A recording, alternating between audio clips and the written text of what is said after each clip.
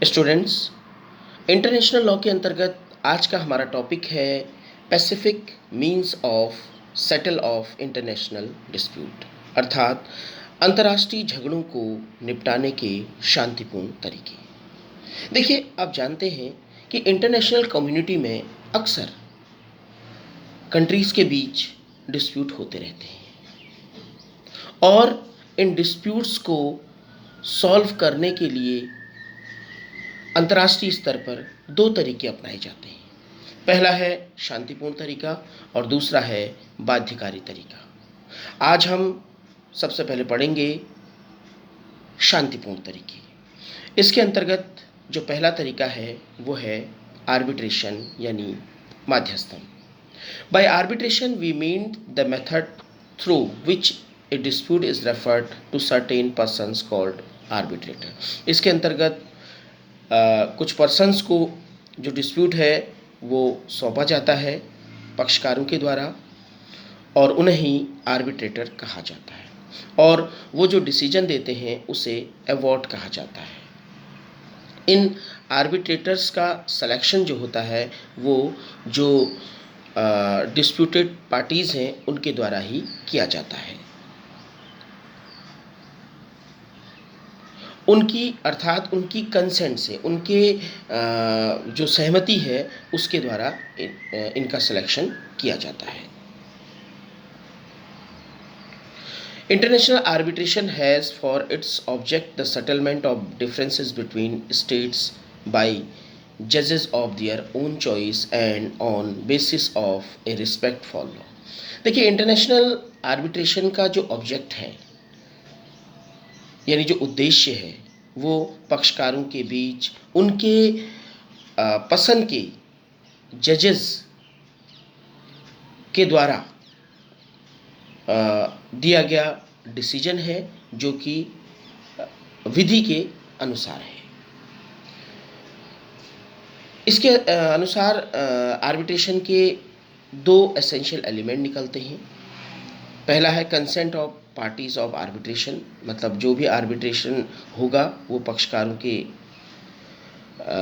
की सहमति से होगा, और दूसरा होगा जो उनका सेटलमेंट होगा वो कानून के आधार पर होगा। दूसरा तरीका है जुडिशियल सेटलमेंट यानी न्यायिक निर्णय।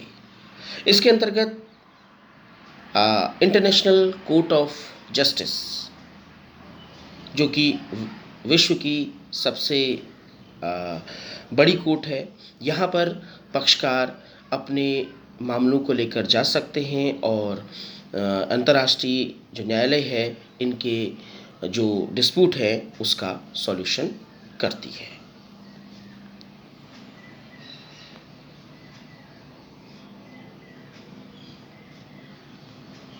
नेगोशिएशंस यानी वार्ता। Negotiations are also the means for the settlement of international dispute. It is much less a formal method than judicial settlement. Sometimes disputes are settled through negotiation only. देखिए, बातचीत यानी वार्ता भी एक तरीका है आपस में अपने झगड़ों को निपटाने का। बेसिकली ये जुडिशियल डिसीजन से ऊपर नहीं है, लेकिन बहुत बारा कंट्रीज़ के बीच के जो डिस्प्यूट्स हैं, जो झगड़े हैं, वो सिर्फ उनके आपस में बातचीत के माध्यम से ही निपट जाते हैं।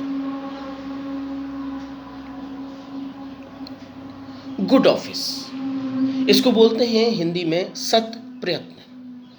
When two states are not able to resolve their dispute, a third state may offer its good office for the same. These offices may also be offered by international organization or some individuals. देखिए, जब दो country अपने बीच में जो dispute है वो बातचीत के माध्यम से या किसी अन्य तरीके से उन्हें नहीं निपटा पा रहे हैं, तो ऐसी स्थिति में जो तीसरा देश है उनको सत प्रयत्न का ऑफर देता है, यानी उनके डिस्प्यूट को निपटाने में अपनी मदद की पेशकश करता है। इसके अंतर्गत तीसरी कंट्री भी हो सकती है, कोई इंटरनेशनल ऑर्गेनाइजेशन भी हो सकता है, या कोई इंडिविजुअल भी हो सकता है। इसमें क्या है कि जो थर्ड स्टेट है या इंटरनेशनल ऑर्गेनाइजेशन है, वो एक ऐसा वातावरण उन दोनों के बीच स्थापित कर देता है जिसमें दोनों आपस में बात कर सके। और ये जो थर्ड स्टेट है, इसका इसमें कोई भी एक्टिव पार्टिसिपेशन नहीं रहता है। ये सिर्फ एक माहौल, एक एटमॉस्फेयर क्रिएट कर देता है जिससे कि दोनों आपस में अपने डिस्प्यूट को निपटा सके। अर्थात मतलब कहने का मतलब है कि एक टेबल प्रदान कर देता है, उसमें पूरी सुविधाएं दे देता है कि आप आइए और बात कीजिए। जैसे कि एग्जाम्पल के रूप में है, for example the United nation security council offered it's good office in the dispute between Indonesia and Netherlands in 1947। 1947 में सिक्योरिटी काउंसिल ने इंडोनेशिया और नीदरलैंड के बीच जो डिस्प्यूट हुआ था उसमें सत प्रयत्न का काम किया था। मीडिएशन अर्थात मध्यस्थता।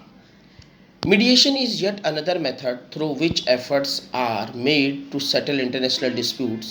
In the case of mediation, the third state or individual not only offer its services but also actively participate in the talks to resolve the dispute। जहाँ सत्प्रयत्न में जो तीसरा स्टेट था वो सिर्फ सुविधा प्रदान कर दे रहा था और किसी भी तरीके से एक्टिव पार्टिसिपेशन नहीं कर रहा था, लेकिन वहीं मीडिएशन में जो तीसरा स्टेट है वो सुविधा तो प्रदान करेगा ही करेगा, ऐसा माहौल तो क्रिएट करेगा ही जिससे कि दो कंट्री आपस में बैठकर बात कर सकें, बट वो उसमें एक्टिवली पार्टिसिपेट करेगा भी, मतलब दोनों की बात सुनेगा भी और कोशिश करेगा कि उन दोनों के बीच जो डिस्प्यूट है उसे वो सेटल कर सके। कंसिलिएशन यानी सुलह। In wider sense, conciliation is a method through which the other state or the impartial person try to resolve the dispute peacefully through different means। इसके अंतर्गत, सुलह के अंतर्गत क्या करेगा कि जो इम्पार्शियल यानी तटस्थ राज्य है या कोई पर्सन है वो इन दोनों के बीच शांतिपूर्ण तरीके से जो डिस्प्यूट है उसे अलग अलग तरीक़ों से सुलझाने की कोशिश करेगा। Often the matter is referred to a commission or committee which submits its report and recommends certain measures for the settlement of dispute। अक्सर इस मेथड के अंतर्गत किसी कमीशन को या किसी कमेटी को मैटर जो है सौंप दिया जाता है और उसके बाद वो कमेटी या कमीशन अपनी संस्तुति देती है कि ऐसे उपाय बताती है कि किस तरीके से उनके बीच जो कंट्री हैं जिनके बीच ये डिस्प्यूट चल रहा है वो डिस्प्यूट ख़त्म हो सकता है। These proposals are however not binding upon the parties। लेकिन जो ये प्रपोजल्स हैं, जो ये प्रस्ताव हैं जिसके अंतर्गत कमिटी ने उनको दिए हैं कि कैसे आप अपने डिस्प्यूट्स को ख़त्म कर सकते हो, तो ये उन पक्षकारों पर बाइंडिंग फोर्स नहीं है, अर्थात इन सुझावों को वो मानने के लिए बाध्य नहीं है।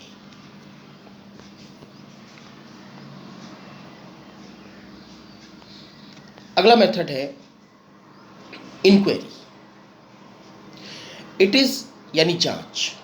It is also a method which is often resorted to for settlement of dispute। It may be noted that it is not a independent method and it is often used along with other method। देखिए जो inquiry है, जो जांच है, वो भी एक तरीका है अंतर्राष्ट्रीय झगड़ों को सुलझाने का, लेकिन इसमें ये बात ध्यान रखने योग्य है कि ये कोई एक इंडिविजुअल तरीका नहीं है, कोई अलग से जांच का तरीका नहीं है। ये अभी तक के जो हम ऊपर आपको तरीके बताते आ रहे हैं, इन्हीं के साथ इसको यूज़ किया जाता है। The main objective of the inquiry is to make investigation of the relevant matter so as to establish facts which may help the ultimate solution of the problem। इसका जो मेन उद्देश्य है वो है कि ऐसे रेलिवेंट यानी सुसंगत तथ्यों की जांच करना, यानी उनकी खोज करना, जिसके आधार पर इन दो कंट्रीज़ के बीच में जो डिस्प्यूट, जो मेन समस्या उत्पन्न हुई है, उसका सॉल्यूशन ढूंढा जा सके। जांच के अंतर्गत ये पता लगाया जाता है कि आखिर कौन सा ऐसा फैक्ट है जो कि इनके बीच प्रॉब्लम क्रिएट कर रहा है।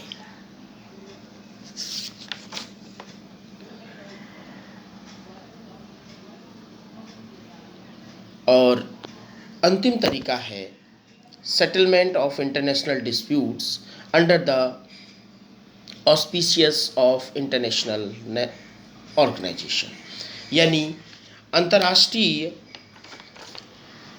संयुक्त राष्ट्र के द्वारा अंतर्राष्ट्रीय झगड़ों का निस्तारण।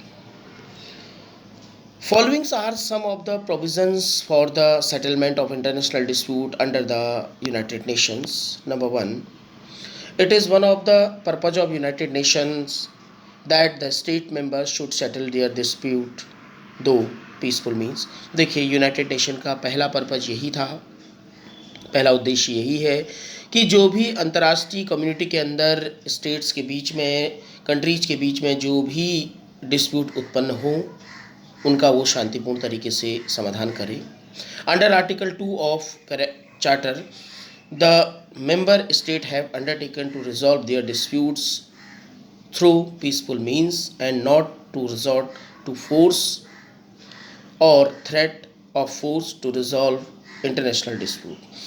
अनुच्छेद 2 यूएन चार्टर का अनुच्छेद 2 के अंतर्गत राष्ट्रों ने खुद अपने ऊपर ये जिम्मेदारी ले रखी है कि वो जो भी अपने उनके डिस्प्यूट्स होंगे उनको शांतिपूर्ण तरीके से निपटाएंगे, उनके निपटाने के लिए किसी भी प्रकार का बल या भय का प्रयोग नहीं करेंगे।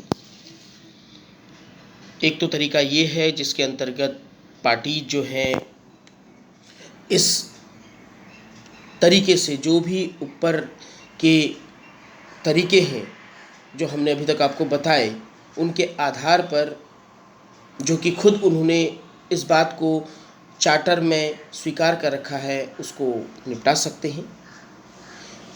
Second, the general assembly of United Nations may make a recommendation for peacefully settlement of international disputes। इसके अंतर्गत जो जनरल असेंबली है यानी महासभा है, वो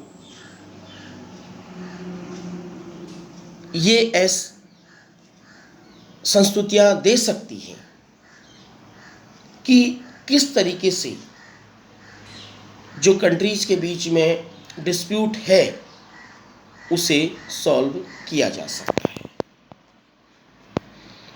3, article 33 to 38 of Charter and Chapter 6 of Charter made provision for the peaceful settlement of international dispute. In accordance with these provision, if is a likelihood of danger to international peace and security, then the state should resolve their dispute through judicial settlement, good office, mediation, cancellation, inquiry or any other peaceful means of their choice।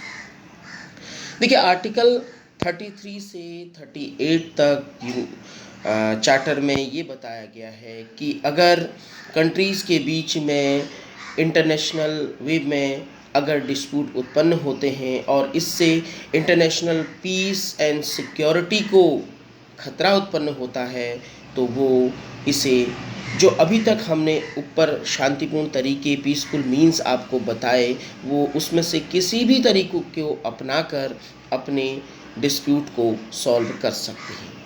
In this connection, the Security Council may also make recommendations in regard to the settlement of dispute through peaceful means.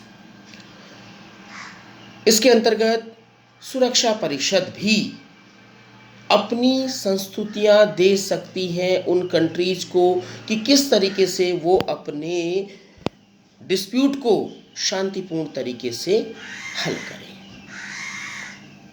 तो student, ये तो था हमारा आज का topic, जो कि हमने यूनिट 2 से लिया है, अंतर्राष्ट्रीय झगड़ों को निपटाने के शांतिपूर्ण तरीके। उम्मीद करते हैं आपको ये चैप्टर समझ में आ गया होगा।